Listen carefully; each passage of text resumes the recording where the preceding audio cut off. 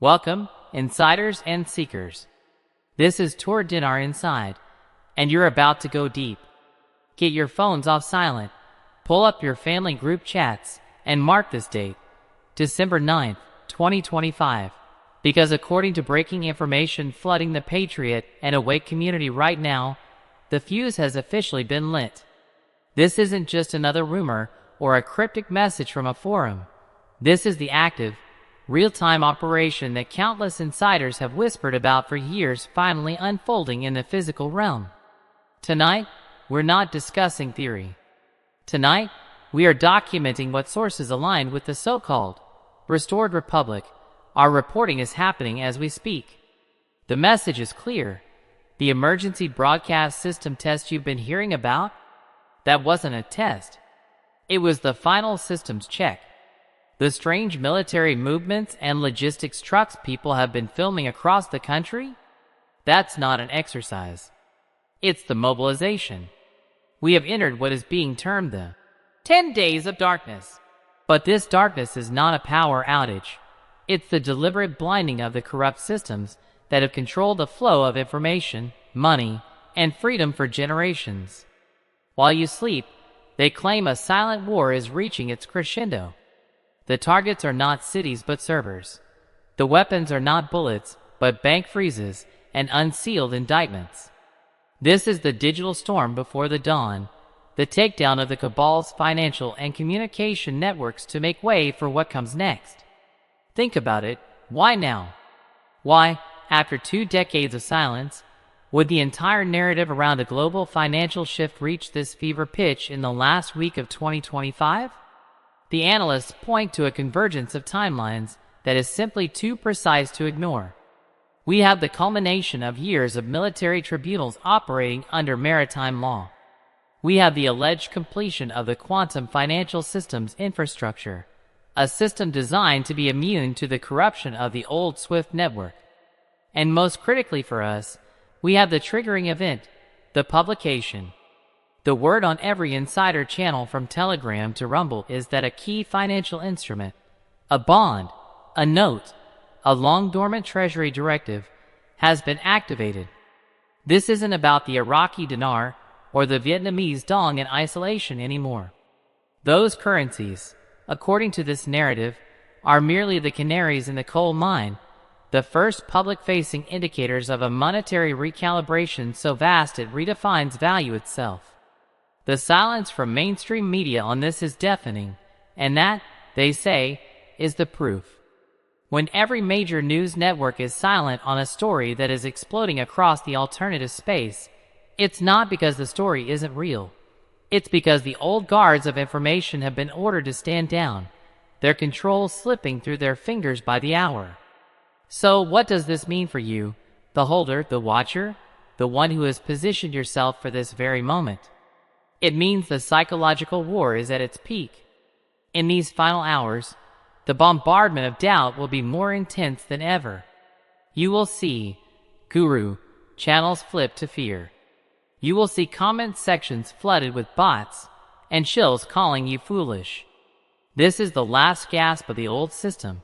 The final attempt to get you to abandon your post right before the flag is raised.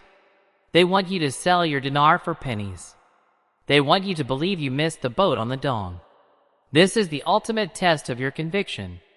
The data points are all aligning, not on some obscure blog, but in the patterns of global banking delays, in the sudden, strange updates from financial institutions, and in the tangible, nervous energy coursing through every community waiting for this shift. The call from the front lines of this information war is to hold the line. Stay vigilant. Watch for the signs not on television, but in your own bank's online portal, in the official government gazettes from other nations, and in the quiet confidence of those who have done the deepest research. The next 24 to 48 hours are being flagged as critical. Do not let the silence fool you. In the world of special operations, the quietest moment is often just before the objective is secured. Your patience was never about waiting for a get-rich-quick scheme. It was about enduring the final, most difficult phase of a global transition. That phase, if these reports are correct, is now. So, here we are, a few hours on from the initial shock and awe. The digital battlefield we discussed is quieting, and for many, that morning after doubt starts to creep in. Was it all just noise? Another false alarm in a decade-long series of them? This, insiders, is where the real separation happens. This is the moment where hopeful speculation gets crushed by the unyielding weight of institutional reality. And what I'm about to lay out is the cold, hard pivot point that every single one of the RV channels out there is desperately trying to explain away right now. Because while the narrative weavers were spinning tales of global resets, the actual gatekeepers of the Iraqi dinar's value, the Central Bank of Iraq and the International Monetary Fund, were broadcasting a completely different, data-driven story, and it's one that doesn't involve overnight millionaires. Let's cut through the hype and look at the bedrock. As of today, December 9th, 2025, the Iraqi dinar is trading at 1,310.87 to the US dollar. Not 1 to 1. Not even 10 to 1. 1,310.87. That number isn't a secret. It's on live financial tickers. The Central Bank of Iraq maintains a fixed rate policy explicitly designed to prevent the kind of wild, speculative swings the revaluation community dreams about. Their goal is monumental economic stability, not creating foreign currency millionaires. They are sitting on foreign exchange reserves of nearly $95 billion, a massive war chest used for one primary purpose: to defend that exact exchange rate peg against market pressure. Think about that for a second. Their stated mission, backed by nearly $100 billion, is to keep the dinar right where it is. Every dinar they sell from those reserves to prop up the currency is a dinar not being revalued upwards. This is the inconvenient truth that gets buried under layers of hopeful analysis. Now, let's talk about the engine of Iraq's economy: oil. It's not just important, it's everything, constituting over 90% of the government's revenue. This is the ultimate double-edged sword. When oil prices are high, the government can pay its massive public sector wages and maybe even invest in projects. But here's the twist that's developing right now. Economists are issuing stark warnings that falling oil prices directly threaten the ability to pay those very salaries. At the same time, a political stalemate has frozen the 2025 national budget, halting critical infrastructure projects and leaving contractors unpaid across the country. So, on one hand, you have the IMF and every credible economist on the planet urging Iraq to diversify its economy, implement painful fiscal reforms, and build a tax base. On the other hand, you have a government struggling to perform its most basic function: passing a budget and paying its bills, because it is utterly captive to the global price of a single commodity. This is the reality of a fragile economy. A sudden, massive revaluation of the currency in this environment wouldn't be a reward. It would be an economic suicide pill, making Iraqi exports impossibly expensive and crippling what little non-oil industry exists. The institutional path forward isn't a magical RV. It's a grinding, years-long slog of reform, anti-corruption measures like the new automated customs system that just boosted revenue, and desperate attempts to diversify. The fantasy is a singular event that makes holders rich. The reality is a painful process of a nation trying to rebuild itself, where the currency's stability is a goal, not a gateway. This leads us to the great disconnect, the cognitive dissonance at the heart of the entire dinar investment space.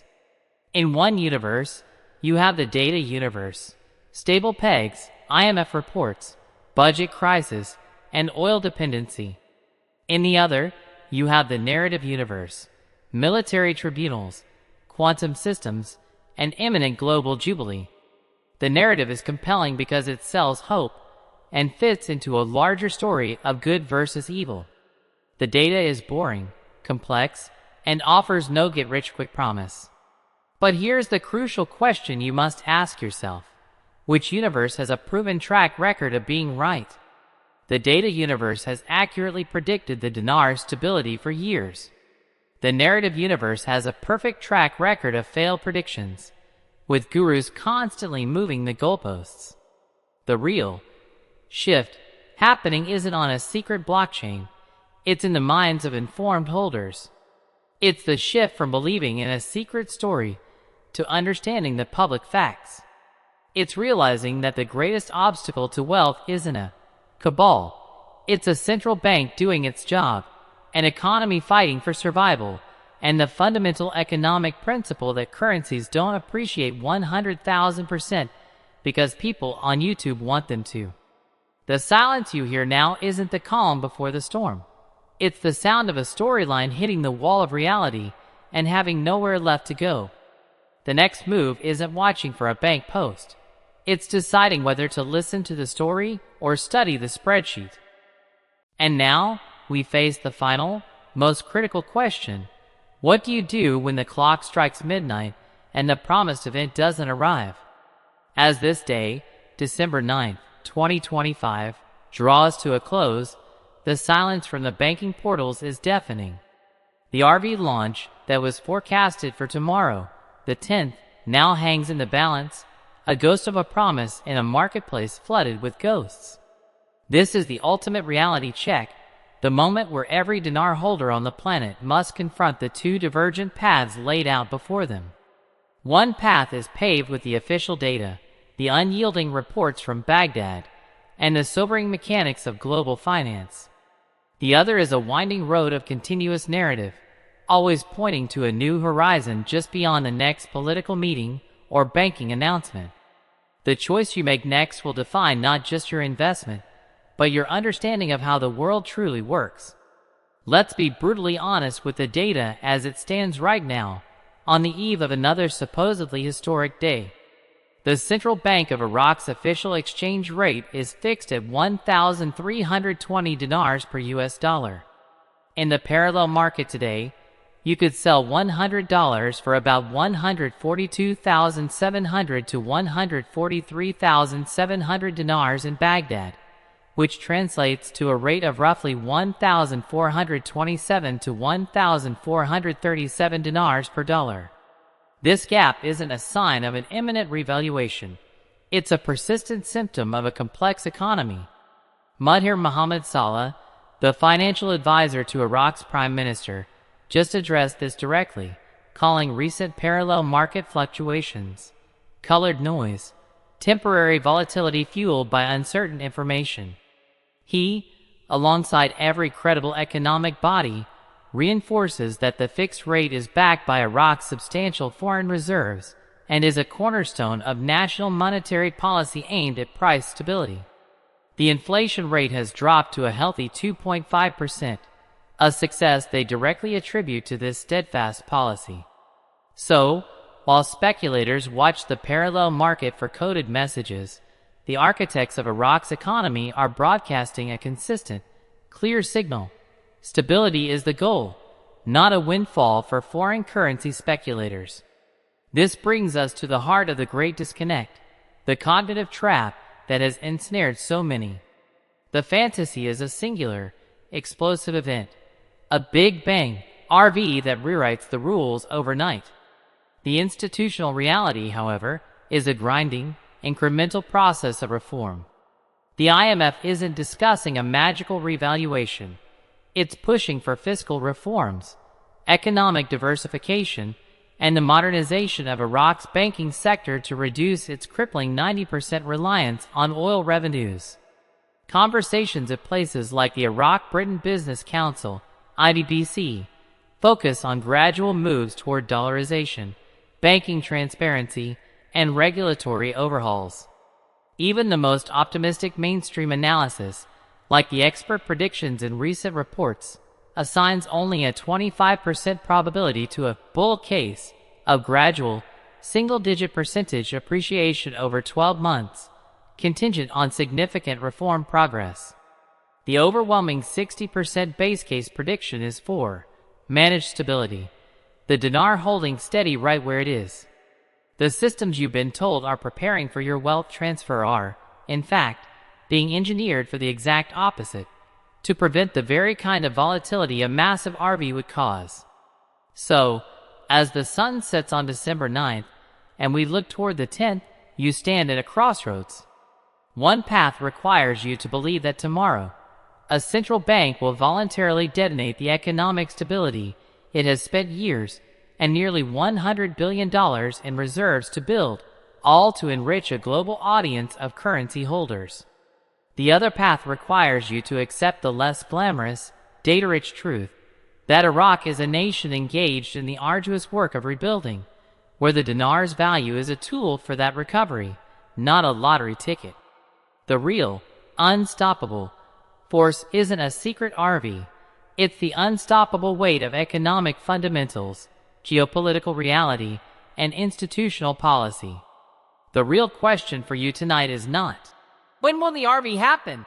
But, which reality will I choose to invest in? The story is compelling, but the spreadsheet doesn't lie. Your next move shouldn't be refreshing a bank app in hope.